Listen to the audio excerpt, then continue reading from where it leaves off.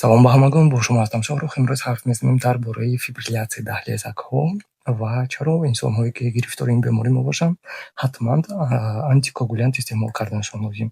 Чунки ки шумо медонед, қалби инсон дорои 4 камера мебошад. Ин ду даҳлезак ва ду медача. Ҳуҷайраҳои дил бошад хосияти ҳосил намудани импулсҳои электрикӣ доранд ва бо ташаббуси ин импулсҳо дили шумо кору фаъолияти худашро идома медиҳад. Ва ин ҳуҷайраҳое ки импулс ҳосил мекунанд, пейсмейкер ном доранд. Қисмати зиёди пейсмейкерҳо дар гирьяҳои синусӣ мавҷуд мебошад ва импулси дил ҳам аз ҳамин ҷо сар мешавад.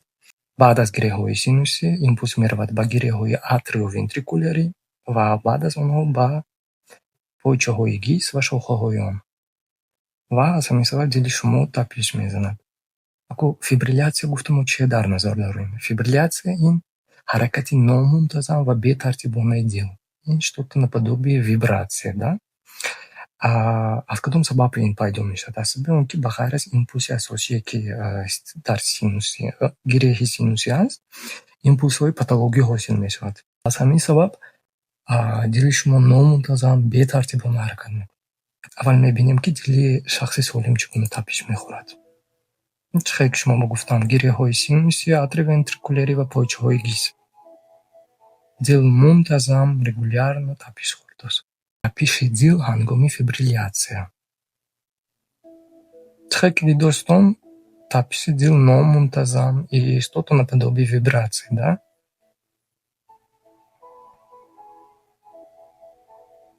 Чем опасен барои бемор ин фибрилятсия? Фибрилятсия баробар аст ба тромбообразование.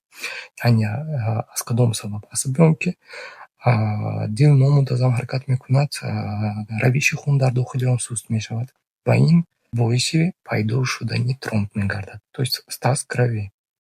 Осеб дидани эндотелий. Эндотелий ин қисмати дохилии рагҳои хунгард мебошад ва вақте ки вай осеб мебинад, ин ҳам оварда мерасонад ба тромбообразование. Гиперкоагуляция, яъне зиёд шудани меъёри маркерҳои илтиҳоб ва факторҳое ки дар лахташавии хун иштирок мекунанд. Маркерҳои илтиҳоб ин маркерҳое ки, то есть маркери воспаления, факторҳое ки дар лахташавии хун иштирок мекунанд, факторҳое ки дар свертимости, то есть участвуют. Тромб ҳосил шуд и что далее, да? Чем это грозит пациенту? То, что тромб метавонад ки свободно аз дил баромада тариқи рагҳои хунгард ба тамоми организм сафарбар шавад. Как практика показывает, наиболее часто ин шуш ёки мағзи сар. Шуш баровардагар ин тромбоэмболия лёгочной артерии, мағзи сар бошадагар инсульт. Агар мини-тромб бошадагар, это как бы благополучно.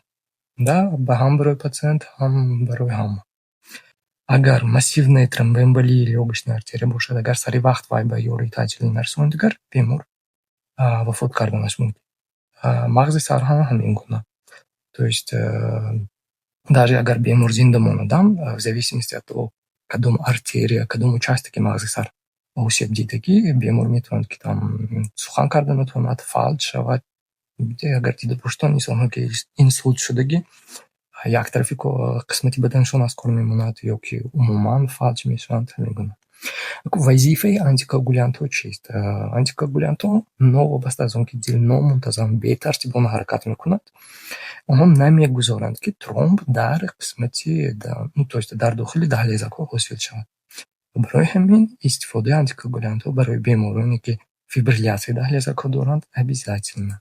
Пеш аз тавсияи антикоагулянтҳо мо чӣ ба акцент мекунем? Ин сета шкала, да, наиболее часто используем карги.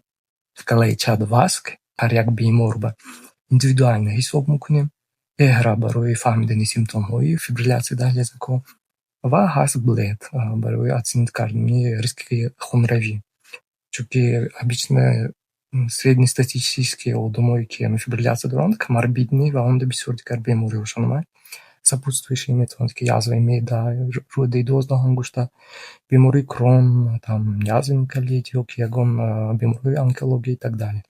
Типа дозировка прям подобрать, чтобы ҳам тромб ҳосил нашавад, ҳам бемориҳое ки сопутствующие доранд усугублят накунад.